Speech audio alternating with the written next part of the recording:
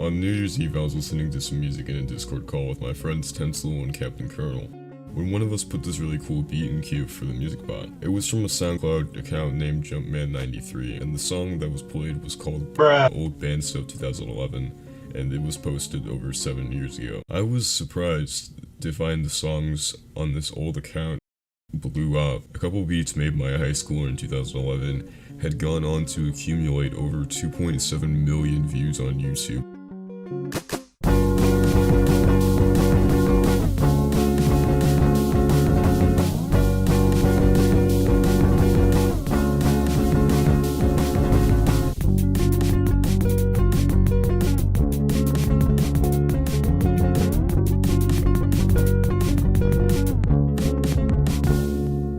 And then the original songs themselves got 1.4 million plays on Jumpman's SoundCloud, an account that has laid dormant for 6 years. When I first listened to this, I got an almost indescribable wave of nostalgia. It was almost as if I heard the song a long time ago, when in actuality this was the first time ever. The songs had a certain sound that reminded me of hanging out with my friends, going on bike rides in the summer, and trading Pokemon at night when I probably should have been asleep. I don't really know much about music or what makes up a song technically, but I can place a feeling to it, and I needed to know more. I wanted to know who Jumpman93 is, what his life was like at the time of making these, how he made these songs, and what kind of feeling he wanted to express. I was desperate to find out who the creator of these songs really was. And when you think about it, it's actually a really cool story. A high schooler from nearly a decade ago makes a few beats that end up blowing up online. They impact a bunch of people. The music that he made so long ago and almost seems forgotten ends up speaking to so many people. These insignificant beats put on SoundCloud nearly a decade ago conveyed a certain message, and somehow, some way, that message reached its way around to people like me. I really wanted to get in contact with this guy. I found his Twitter account, and it wasn't like I did a bunch of digging. He had connected his Twitter account to the Jumpman93 SoundCloud account, and to my surprise, he was active and had DMs open. I sent him a message asking if he'd like to talk about the music he made and, just general questions about it, and to my surprise, he responded pretty quickly and agreed.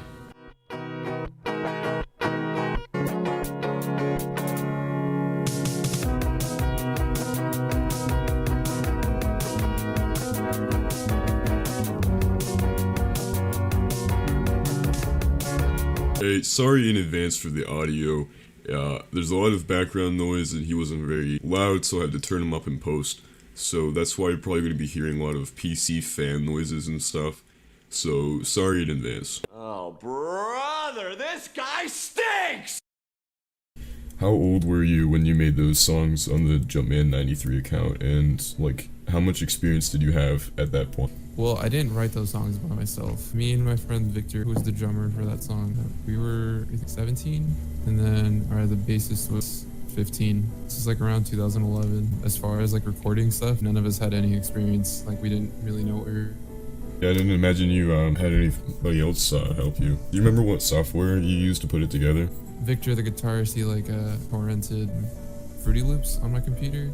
I just pulled preset drums off of Fruity Loops, just plugged them in, and then just kind of put it all together from there. It sounds pretty good for 3 teenagers with not very much experience.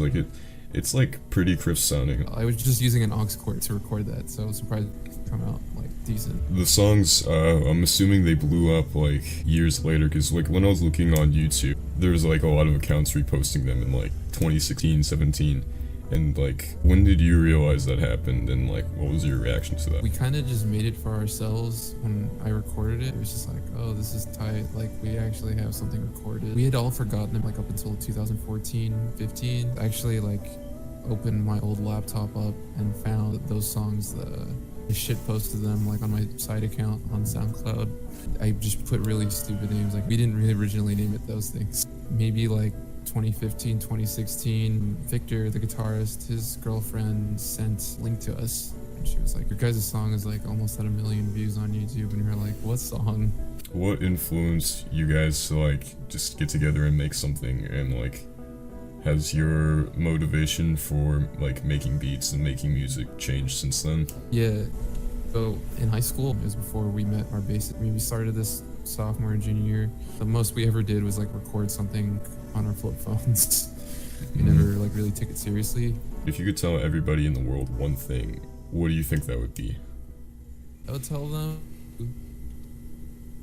honestly to mind their own business and do their own thing. Stop worrying so much about what everybody else is doing.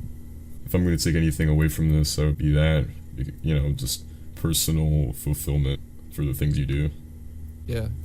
Okay, so last thing, do you mind if I screen share my editing software and just give you a preview of what my video is so far? Oh yeah, go ahead.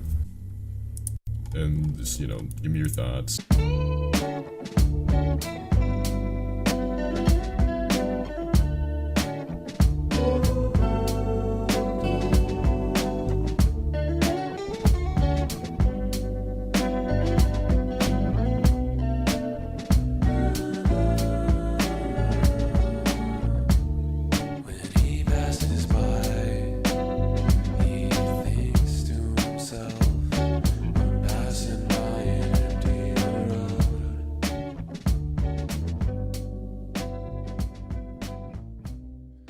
Okay. Yeah, I think it's perfect. I think what you said is actually correlates a lot. Kind of how our lives were. You said about it like reminding you of like hanging out with friends, because like like during that time when we made it, like it was very like we were all like bike riding and skating all the time, like and just like that was probably the summer where we just like did the most shit, and we were all just really young and we were all just fucking around. And I think maybe that song was a subconscious product of that. But yeah. Yeah, that's really cool. Thank you, man. Yeah. No, yeah. Thank you so much, man. It's really cool that you're doing this, because I actually like sent the trailer you made to like my bandmates Sam and Victor. They thought it was really dope. It's actually like really like tight to see. Like that, like it's just kind of like it's really cool, and we really appreciate like all the recognition, especially this video you're making on something, you know, that we made when we were kids. Yeah, of course. I just figured that I would need to have some sort of conclusion to this video and just sort of wrap it all up. This content, I'm experimenting with it, and I don't know how often I'm going to do this. The face cam is going to be probably my primary form of just making videos and stuff. But I like doing that sort of video essay type thing, but I also like going unscripted and, you know, being somewhat more funny and just like, I don't know, energetic, you know? So I'm going to try to find like sort of a balance in like my upload schedule, how I want to do that, and it depends on you guys' reception of this. So yeah, so I opened Patreon as well, so you can contribute to making my content better, and I don't have to worry about having a really shitty PC to work with. I can actually make videos without my editing software crashing or taking over an hour to render. It's 100% optional, and I don't really expect anybody to donate right now, so that's okay. It's the first video of 2020, believe it or not. And yeah, I hope to have some sort of upload schedule. See you. My socials are down below. I highly encourage you to join my Discord server, and yeah, and keep up to date with me on there, because I will be active every day. It's time for the moment you've been waiting for.